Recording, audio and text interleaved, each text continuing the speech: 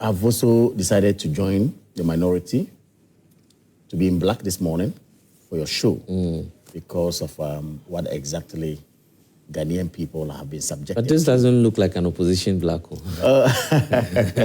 Black is black. Black is black.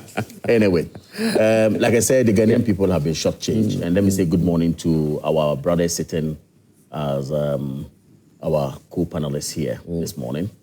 Members of Tescon are here, members of TAIN, and of course, I'm told some floating voters are also watching us and all that. You guys had 1 million jobs. Are you part of the 1 million jobs?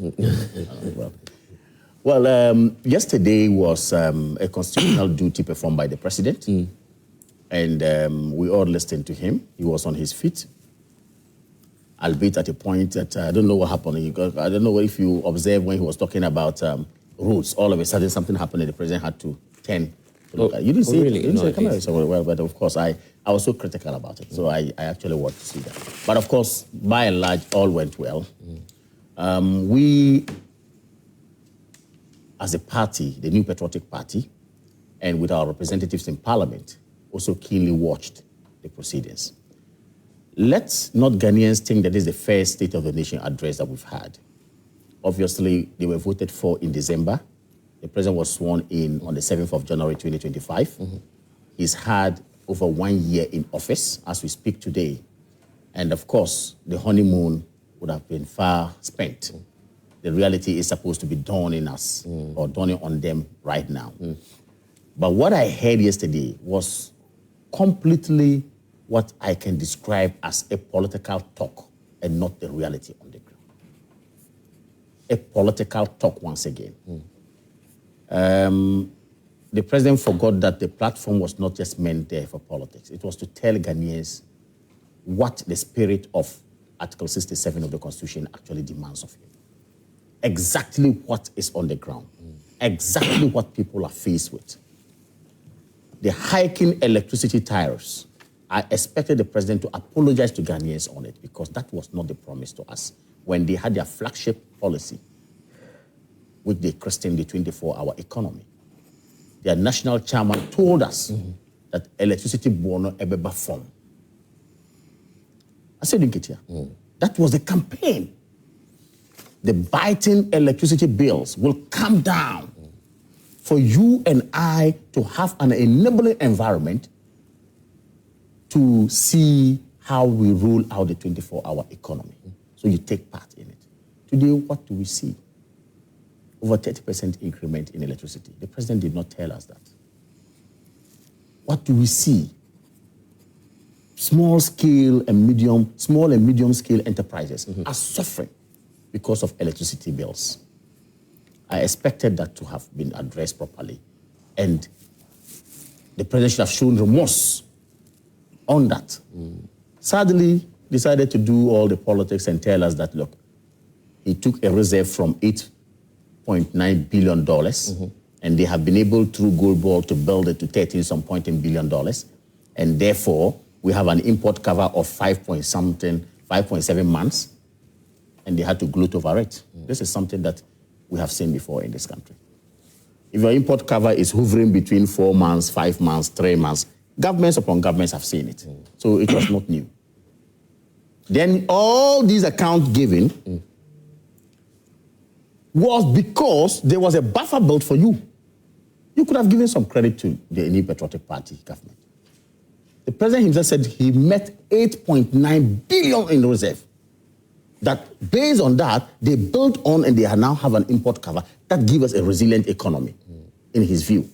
It means that you did not inherit a weak economy. If you had import cover, why were you doing gold for oil? I am saying that the president, in his report yesterday... No, I'm not talking about the president. I'm asking you about... Yeah, absolutely. Yeah, right. If you are saying that first of all, he said he inherited an economy that was weak, an economy that was not good, an economy that was actually sick. Okay? That is the interpretation I give to what he said. Yeah, but you didn't need President Mahama to tell you that what was happening in 2024 was a sick economy. Oh. Then I'm trying to establish the contradiction here.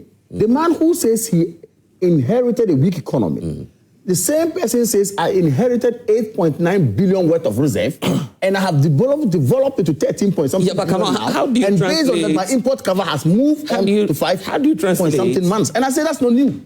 How do you translate your reserves into a stronger economy then?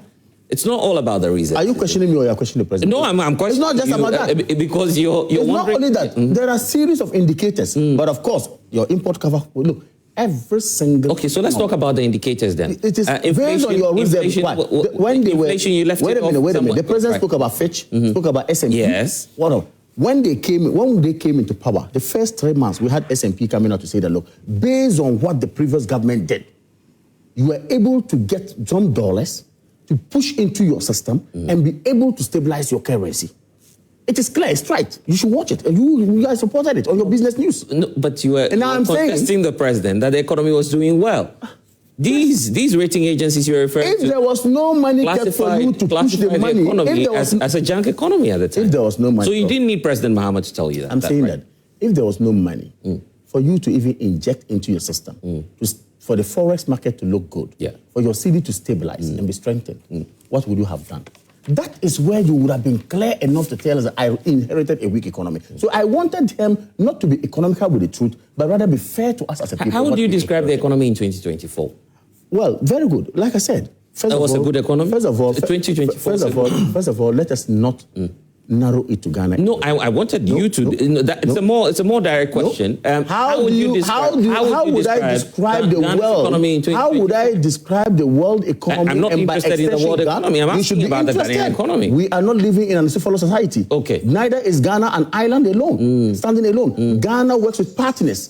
That's how come we're saying that we build reserves to move out there to be able to get. But it's a more direct question, Kamal. How would you describe the economy in 2024? By 2024, Ghana's economy, by the tail end or last quarter of 2024, Ghana's economy was in recovery. I'm not asking about recovery. How would Ghana's economy? That's what I'm saying. By 2024, we made about import cover of close to 3 point something. I'm not asking about import covers. I'm asking about the overview of the Ghanaian economy. You are rated junk status. That's where we are. I am saying when we came to power in 2017, in 2018, in 2019, smiling. I'm asking about 2024. You don't cherry pick. I'm not. Let's have a discussion. You don't cherry pick. No, because we're checking facts. I am saying that. And that's the facts I'm also speaking to. All I'm saying are facts. If you were president today, what would you say about the 2024 economy? That you inherited a good economy? I will not. You see, I'm saying that the president made reference to. We are discussing this. How much are you buying fuel? Wait a minute. He made reference to S&P report. He made reference to Fitch and other, and all those rating agencies had a seat. And these rating agencies, of course, when we take from January, when he was sworn in on the 7th of January, running to March, some of their reports, S&P for instance, came up with that and said, made reference to what we built through, and based on that, this economy is resilient. Granted. That's the point what are those rating agencies? What did those rating agencies say in 2024 about the Ghanaian economy? Obviously, before the tail end of 2024, every I'm not asking about recovery. I'm saying what did they say about the economy? No, so including single, of course, so there's a weak economy in Ghana, from 2021, 2022, 2023, as a result of the external shocks suffered. So there was a weak economy in 2024. Yes, of course. Oh, the UK so the president wasn't wrong after all. The UK for the first time reported that they had hikes in their inflation. Turkey saw 80-something%. Other countries saw it. And it was a global phenomenon. Of course, based on that, countries or economies had to streamline, put things together to see how they can rebound. And I'm saying by the end of 2024, there was a rebound. And the rebound, of course, metamorphosed into the first quarter of 2025, which the president was talking about. So when you say that I had inherited a weak economy, obviously, knowing it's a going concern, no economist will tell you that, look, what you are saying is completely true. You understand? That's the point I'm making. Okay. Do you believe in the economic philosophy that if the fundamentals are weak, the exchange rate will expose you?